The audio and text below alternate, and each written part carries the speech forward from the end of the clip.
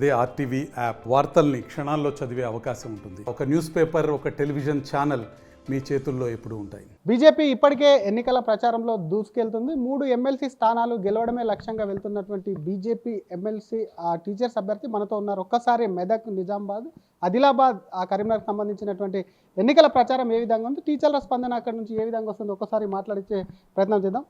Sir Malka Kumaraiah గారు చెప్పండి, ఈరోజు అయితే ఛత్రపతి శివాజీ జయంతి వేడుకల్లో పాల్గొన్నాం. ఛత్రపతి శివాజీ జయంతి వేడుకల్లో భాగంగా ఈరోజు ఏం చెప్తారు? ఈరోజు ఛత్రపతి శివాజీ గారికి పూలమాలలు వేయడం జరిగింది. మన సంఘటన మంత్రి చంద్రశేఖర్ గారు, తర్వాత రామచంద్రరావు గారు, తర్వాత పాయల్ శంకర్ గారు వచ్చారు. అయితే ఈ ఎమ్మెల్సీ ఎలక్షన్లో భాగంగా టీచర్స్ దానిలో అన్ని డిస్ట్రిక్ట్స్, తర్వాత తాలూకా హెడ్ క్వార్టర్స్, పాత taluka headquarters, mandal headquarters తిరగడం అయింది. అన్ని స్కూల్స్ కూడా చాలా వరకు కవర్ చేసాము. రెస్పాన్స్ చాలా బాగుంది. ఎందుకు రెస్పాన్స్ చాలా బాగుందంటే, ఒకటి బీజేపీ బలపరిచిన అభ్యర్థి నేను, తపస్సు యూనియన్, తర్వాత అదర్ యూనియన్స్ సపోర్ట్ చేస్తూ ఉన్నాయి. తర్వాత బీజేపీ తర్వాత సంఘ్ పరివారికి సంబంధించిన ఆర్గనైజేషన్స్, ఏబీవీ ఆర్గనైజేషన్స్, అందులోకి వెళ్ళి ఏబీవీకి వెళ్ళి కూడా చాలామంది టీచర్స్ ఉన్నారు. కాబట్టి ఈ రెండింటిని బలపరిచిన ఒకటి. రెండవది ఏంటంటే, ఎమ్మెల్సీ అభ్యర్థులు ఇంతవరకు ఎవరు గెలిచారో వాళ్ళందరూ కూడా టీచర్ సమస్యను ఏం పట్టించుకోలేదు. కాబట్టి వాళ్ళందరూ ఏమి టీచర్స్ సమస్యలు తీర్చలేదు. తర్వాత ఎవరు గెలిచినా కానీ వాళ్ళు ఏం చేశారంటే గవర్నమెంట్లో కలిసిపోయారు. రీసెంట్గా ఇప్పుడు ప్రజెంట్ ఎమ్మెల్సీ కూడా రఘుత్తం రెడ్డి గారు కూడా కాంగ్రెస్ గవర్నమెంట్ రాగానే కాంగ్రెస్లో కలిసిపోయారు. అంటే గవర్నమెంట్కి ఇప్పుడు ఎట్లా ఉందంటే, ఏ క్యాండిడేట్ గెలిచినా మా దగ్గరికి వచ్చేస్తాడు, మా వాడే అనే ఉద్దేశంలో ఉన్నారు. కాబట్టి అఫీషియల్గా ఎవరిని కూడా అనౌన్స్మెంట్ చేయలేకపోయింది. అందుకే వాళ్ళకు సరైన క్యాండిడేట్ లేరు. కాబట్టి ఎవరు గెలిచి మాకు ఇంతవరకు ట్రాక్ రికార్డ్ ప్రకారం 3 ఎమ్మెల్సీలు వచ్చారు కాబట్టి వాళ్ళు అదే ధీమాలో ఉన్నారు. కాబట్టి మన బీజేపీ గవర్నమెంట్ తపస్సు బలపరిచిన నేను అన్ని స్కూల్స్ తిరిగాను, చాలా రెస్పాన్స్ ఉంది. తర్వాత పిఆర్టీఎస్ బాగా చీలిపోయింది. ఇప్పుడు 3 రెబెల్ క్యాండిడేట్స్ టీఎస్ నుంచి ఉన్నారు. తర్వాత వాళ్ళ క్యాండిడేట్ చాలా వీక్ క్యాండిడేట్. బట్ నేను అప్పీల్ చేసేది ఏంటంటే, టీచర్ అందరూ మహాశైలు, వాళ్ళు బాగా మేధావులు, గురువులు, కాబట్టి వాళ్ళు ఆలోచించి ఓటేస్తారు. అయితే ఇంతవరకు టీచర్స్కు లాస్ట్ 10 ఇయర్స్లో ఎవరు ఏం చేసినా కానీ మోడీ గవర్నమెంట్ మన 2 lakhs ఇన్కమ్ ట్యాక్స్ నుంచి ఇప్పుడు 12.75 వరకు తీసుకొచ్చేది. తర్వాత సర్వీస్ రూల్స్ కూడా వాళ్ళే తీసుకొచ్చారు. తర్వాత మా పిఆర్సీ కూడా వాళ్ళు ఇప్పించారు. కాబట్టి ఏది బెనిఫిట్ అయిన తర్వాత కొత్త ఎడ్యుకేషన్ పాలసీ కూడా తెచ్చారు. దాన్ని కూడా మన స్టేట్ గవర్నమెంట్ ఇంప్లిమెంట్ చేయలేదు. కాబట్టి 317 జీవో తెచ్చారు. అది కూడా టీచర్స్ అరాజ్యానికి తీసుకొచ్చారు. దాన్ని కూడా బండి సంజయ్ గారు ఎంపీ గారు అప్పుడు బీజేపీ ప్రెసిడెంట్ ఉన్నప్పుడు దాని మీద స్ట్రైక్ చేసి జైలు కూడా వెళ్ళారు. తర్వాత మా బీజేపీ లీడర్స్ ఫ్లోలో మన కౌన్సిల్లో కానీ లేకుంటే ఢిల్లీలో రిప్రజెంట్ చేసి కొన్ని రిలాక్సేషన్స్ తెచ్చారు.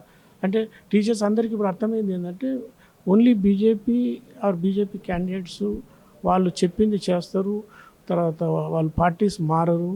కాబట్టి బీజేపీ వల్లే ఇంతవరకు గవర్నమెంట్ కానీ లీడర్ కానీ మా తరఫున ఉన్నారు, కొట్లాడారు అనేది వాళ్ళు క్లియర్గా అర్థం చేసుకున్నారు.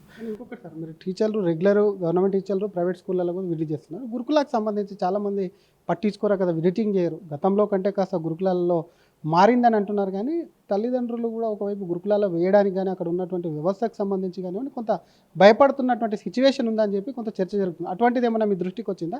అక్కడ ఉన్నటువంటి టీచర్స్ మీ దృష్టికి ఎటువంటి సమస్యలు తీసుకుంటారు? గురుకులాలకు మోడల్ స్కూల్స్ ఉన్నాయి, తర్వాత మైనారిటీ స్కూల్స్ ఉన్నాయి, social welfare schools, BC welfare, ST welfare schools ఉన్నాయి. దీని తోడుగా మన సర్వశిక్ష అభియాన్ కింద కస్తూర్బా స్కూల్స్ ఉన్నాయి. ఈ హాస్టల్స్లో కొంచెం బిల్డింగ్స్ కొంతవరకు ఓకే ఉన్నాయి, but there is no maintenance. అంటే మెయింటెనెన్స్ ప్రాబ్లం చాలా ఉంది. వాష్రూమ్స్ లేవు, తర్వాత ఇన్ఫ్రాస్ట్రక్చర్ మెయింటెనెన్స్ అసలు లేదు, తర్వాత టీచర్స్ లేరు, సఫిషియెంట్ టీచర్స్ లేరు. కాబట్టి ఇన్ఫ్రాస్ట్రక్చర్ ఉన్న పిల్లలు చాలా సఫర్ అవుతారు. దాంతో అడ్మిషన్స్ కూడా తగ్గుతున్నాయి. ఇంకొకటి, టీచర్ సమస్యలు వింటూ ఉన్నారు, వెళ్తూ ఉన్నారు. మరి ఒకవేళ మల్క కుమరయ్య గారు అధికారంలోకి ఒకవేళ మీరు గెలుపుతోనే వస్తే మాత్రం ఎటువంటి అష్యూరెన్స్ ఇస్తున్నారు? మీరు వస్తే ఏం చేస్తారు సార్? అంటే టీచర్స్ అనేవాళ్ళు చాలా మేధావులు, అసలు టీచర్స్కు సమస్యలు ఉండకూడదు, టీచర్స్ ప్రాబ్లమ్స్ అన్ని సార్ట్అవుట్ చేయాలి. అప్పుడే వాళ్ళు ఫ్రీ మైండ్తో ఉండి నెక్స్ట్ జనరేషన్ను మంచి జనరేషన్ తయారు చేస్తారు. మన మోడీ గారి విజన్ ప్రకారం 2047లో మనం వరల్డ్ నెంబర్ కావాలంటే మన జనరేషను, మన ఎడ్యుకేషన్ సిస్టము బాగుండాలి.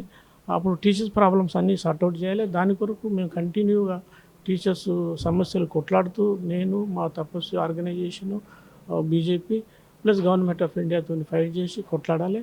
తర్వాత అల్టిమేట్గా ఇప్పుడు మన తెలంగాణ గవర్నమెంట్లో lowest allocation for education, that is very unfortunate. ఇండియాలో ఉన్న అన్ని స్టేట్లలో మన స్టేట్లో లోయెస్ట్ అలొకేషన్. గవర్నమెంట్ ఆఫ్ ఇండియాలో మోడీ గవర్నమెంట్ వచ్చినప్పుడు ఎడ్యుకేషన్కు చాలా అలొకేషన్ పెంచింది. తర్వాత న్యూ ఎడ్యుకేషన్ పాలసీ తీసుకొచ్చింది, వరల్డ్ బెస్ట్ ఎడ్యుకేషన్ పాలసీ తీసుకొచ్చింది. కాబట్టి గవర్నమెంట్ ఆఫ్ ఇండియానే మనకు హోపు ఇవన్నీ చేయడానికి. బట్ స్టేట్ గవర్నమెంట్ మాత్రం ఏం చేయలేదు. 317 తీసుకొచ్చి ట్రబుల్ చేసింది. తర్వాత పెన్షన్ స్కీమ్కు తీసేసింది. సెంట్రల్ గవర్నమెంట్ పెన్షన్ స్కీమ్ తీయాలా ఉంచాలంటే తీయమని చెప్పింది. దాంతో కూడా ప్రాబ్లం స్టార్ట్ అయింది.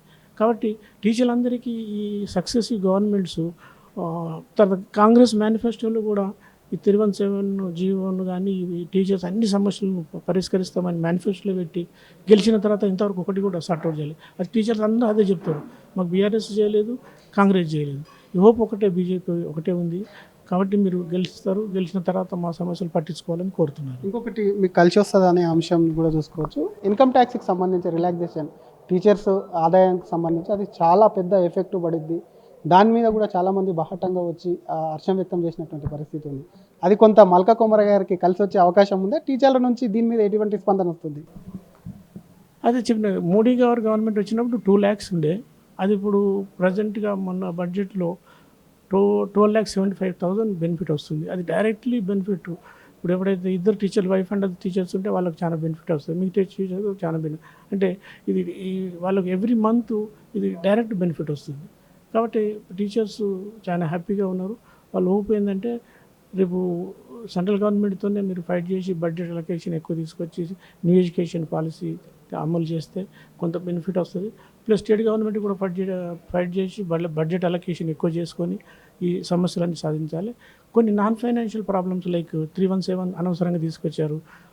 తర్వాత ఈ ఒక్కొక్క స్కూల్ సెక్టార్లో గవర్నమెంట్ స్కూల్స్, మోడల్ స్కూల్స్, గురుకులాలు అట్లా ఒక్కొక్క సెక్టార్కి ఒక ప్రాబ్లం ఉంది. ఆ ప్రాబ్లం అన్నింటినీ కూడా చాలా సార్ట్అవుట్ చేయాలంటే ఒక కమిటీని వేసుకొని, ఎక్స్పర్ట్ కమిటీని వేసుకొని అవన్నీ సార్ట్అవుట్ చేస్తూ దానికి ఫైనాన్స్ అవసరం లేదు.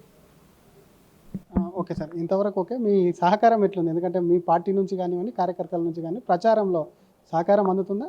అక్కడక్కడ ఎందుకంటే బీజేపీలో కొంత డిస్టర్బెన్స్ ఉంది, అది దాని కొంత చర్చ ఉంది, అటువంటిది ఏమన్నా ఉందా? లేదు.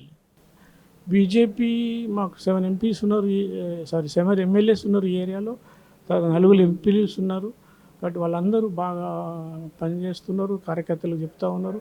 తర్వాత మా కార్యకర్తలు district presidents, district incharges, mandal presidents రీసెంట్గా కొత్తగా ఎలక్ట్ అయ్యి వచ్చారు. వాళ్ళు చాలా మన యాక్టివ్గా పనిచేస్తున్నారు. కాబట్టి టోటల్గా సిస్టమ్ బీజేపీ కానీ, మోర్చాస్ కానీ, కిసాన్ మోర్చా కానీ, లేకుంటే బీజేవై కానీ అన్ని వింగ్స్ బీజేపీ తరఫున ఫుల్గా పనిచేస్తున్నాయి. Thank you sir. ఇది ఒకవైపు అన్ని మోర్చాలు కష్టపడి పనిచేయడం కాకుండా పార్టీ ఏకతాటి పైన కూడా నడుస్తున్నటువంటి సిచ్యువేషన్ ఉంది. కాబట్టి డెఫినెట్గా గెలిపే లక్ష్యంగా కూడా అక్కడ పనిచేయడం, గెలుపు తనదే అని ధీమా వ్యక్తం చేస్తుంది. అనేక టీచర్స్ సంబంధించినటువంటి అనేక సమస్యలు తన దృష్టికి వచ్చాయి. కాబట్టి వాటన్నిటిని కూడా నేను ఖచ్చితంగా గెలిస్తే మాత్రం వీటన్నిటిని సాల్వ్ చేసేందుకు కూడా కష్టపడతానని చెప్పి కూడా అటు ఎమ్మెల్సీ అభ్యర్థి మల్కా కుమరాయ్ అంటున్నారు. కెమెరామెన్ గజపతో శ్రీధర్, RTV హైదరాబాద్. మరిన్ని వీడియోస్ కోసం ఛానల్ ని సబ్స్క్రైబ్ చేయండి. లేటెస్ట్ అప్డేట్స్ కోసం వాట్సాప్ ఛానల్ ని ఫాలో అవ్వండి. ఆ లింక్ డిస్క్రిప్షన్ లో ఉంది.